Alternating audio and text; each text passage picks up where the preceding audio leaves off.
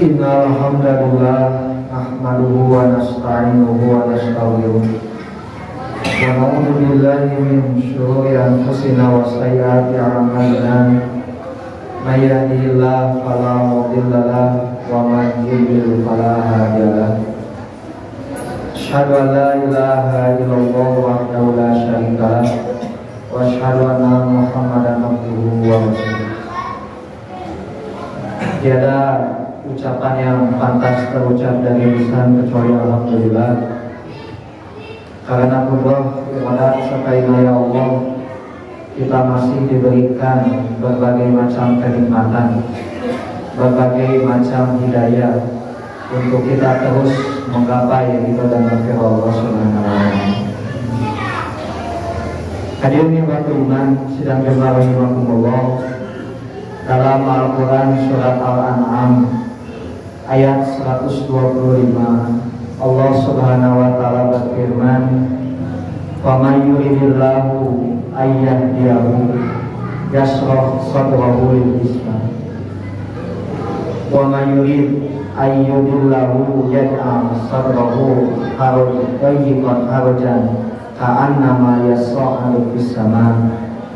Kadzalika yaj'alullahu ritsa 'alal ladzina la yu'minun.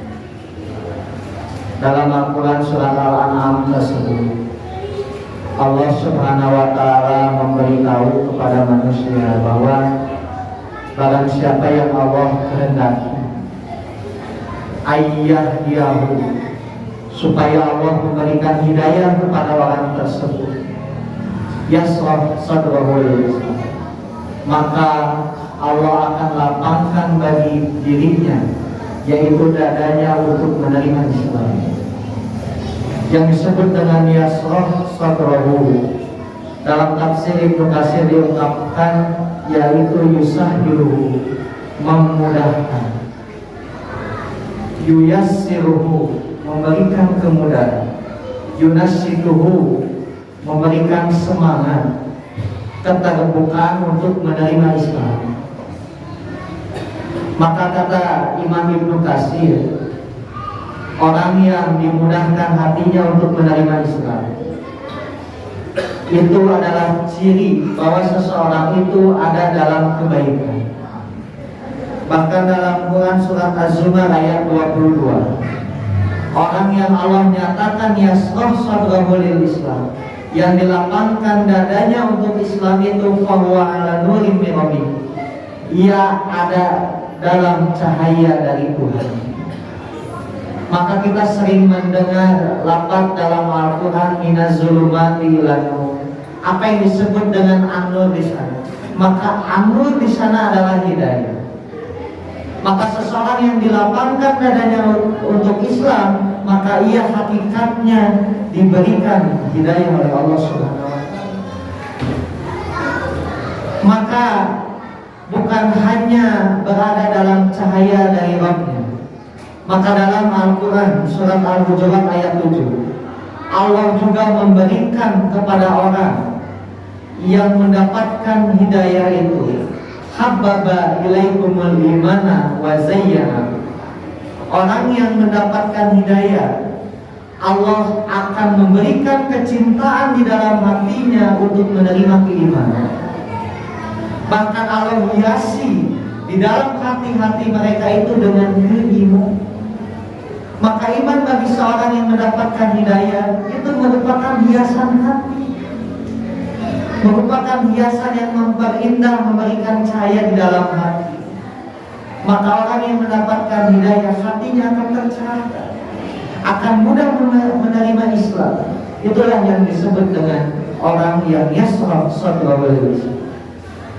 Bahkan dalam keterangan lain, kata Imam Ibnu Abbas, seorang yang dilapangkan dadanya untuk Islam, Allah luaskan hatinya untuk bertauhid kepada Allah. Allah luaskan hatinya untuk beriman kepada Allah. Tidak ada sedikit pun celah keraguan yang Allah simpan di dalam hati. Dan bahkan Nabi SAW dalam sebuah riwayat ditanya oleh para sahabat, Wahai Rasulullah, bagaimana ciri orang yang mendapatkan hidayah? Orang yang dilapangkan hatinya itu seperti apa? Maka kata Nabi, ada ciri orang yang dilapangkan hatinya. Kita bisa melihat bagaimana al-inabatu ila daril khulud. Seseorang yang dilapangkan hatinya untuk Islam, yang akan mengembalikan segala urusannya untuk mencapai daril khulud, negeri yang kekal, yang dimaksud adalah akhirat. Wattajafi an daril khulud, ia akan membatasi diri dari kehidupan yang apa? Tipuan. Khulud yang dimaksud adalah kehidupan dunia, karena dunia ini penuh dengan tipuan. Yang kita rasakan nikmat, yang kita rasakan enak, hakikatnya itu adalah tipuan bagi diri kita. Maka hati-hati dengan kehidupan dunia. Tetapi Nabi memberikan keterangan yang lain, wal istidaru lil mauti, dan orang yang mempersiapkan diri untuk kematian qabla nuzulil maut, sebelum datangnya kematian kepada diri. Maka kehidupan dunia hakikatnya tidak bisa kita hindari. Coba carikan kepada saya, kita coba telaah siapa orang yang tidak pernah merasakan nikmatnya dunia. Semua juga pernah. Semua pasti menikmati dunia. Tidak bisa kita hindari kehidupan dunia karena akan kita alami. Tetapi bagaimana kita menyiapkan diri untuk kehidupan yang ada setelah kematian sebelum kita wafat. Bahkan dalam hadis yang lain, Rasulullah SAW ditanya, ayul mu'minina aqyasu, wahai Rasulullah, bagaimana mukmin yang paling cerdas itu? Menggunakan lafaz aqyas. Aqyas itu bukan sekedar cerdas akal, tapi akhlak yang baik. Maka kata Rasulullah SAW, orang yang paling cerdas, orang yang paling bagus akhlaknya adalah aksaruhum dzikran lil maut, orang yang paling banyak mengingat kematian. Wa aksaruhum dzikran lima ba'dahu istighfar, dan orang yang banyak berzikir untuk mempersiapkan kehidupan yang setelah kematian. Maka orang yang banyak berzikir kepada Allah, banyak berzikir mengingat kematian, adalah orang yang paling cerdas menurut Rasulullah SAW di samping Allah SWT. Maka hadirin waktu iman sidang Jumat rahimakumullah, dalam terusan ayat tersebut Allah Subhanahu wa Ta'ala bukan hanya menghendaki hidayah kepada seseorang, tapi Allah juga menghendaki ayyudillahu, menyesatkan seseorang. Bahkan Allah jadikan di dalam hatinya dayyiqan harajan, begitu sempit dan sesak, engap gitu. Bahkan menggunakan lafaz haraj. Haraj itu menurut bahasa Arab itu ibarat semak belukar. Jangankan hama yang kecil masuk ke dalam semak belukar, saking sulitnya hama itu masuk kepada semak belukar, jadi tidak bisa ditembus gitu. Kalau ada tumbuhan yang berada dalam semak belukar itu akan sulit diganggu. Jangankan hewan yang besar, hewan yang kecil saja susah masuk. Maka hati orang yang Allah sesatkan harajan, begitu sempitnya. Bahkan kata Allah, ka'annama yas'adu fis sama, seolah-olah ia mendaki di atas gunung, bahkan di atas langit. Apa? Saking engapnya, saking sulitnya, tidak bisa seseorang untuk menerima hidayah. Allah tutup pintu hidayah kepada orang yang Allah menghendaki kesesatan kepada ini. Maka ikhwatul iman, kita berdoa kepada Allah, mudah-mudahan Allah tidak hendaki kepada kita kesesatan, tapi Allah selalu menghendaki kepada diri kita berbagai macam hidayah yang datang dari mana saja. Barakallahu li wa lakum. Dalam penutup Al-Quran surat Al-An'am ayat 125 tersebut, Allah Subhanahu wa Ta'ala menutup dengan ungkapan kadzalika yaj'alullahu rizqa, seperti demikian Allah menjadikan rizqa. Rizqa itu ada yang menafsirkan setan, rizqa ada yang menafsirkan segala sesuatu yang di dalamnya tidak ada kebaikan. Bahkan rizqa diartikan al-adam, siksaan. Alal ladzina la yu'minun, bagi orang yang tidak mau beriman. Maka sering kita bertanya, kenapa Allah bisa menyesatkan hambanya? Apakah Allah ingin melihat hambanya masuk neraka?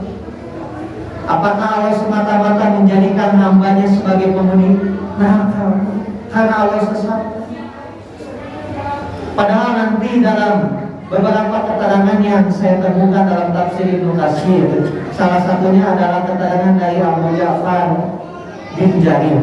Beliau mengungkapkan ketika Allah sudah memberikan hidayah kepada hamba, maka ketika hamba itu terus menolak, selalu mengabaikan hidayah yang datang dari Allah, maka Allah izinkan kepada setan untuk menggoda manusia.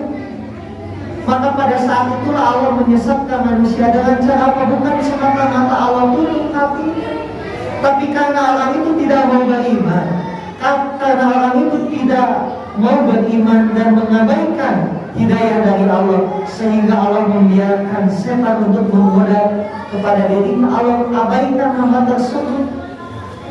Maka inilah yang harus kita hindari. Maka kita teringat kisah seorang paman Nabi, yaitu Abu Thalib.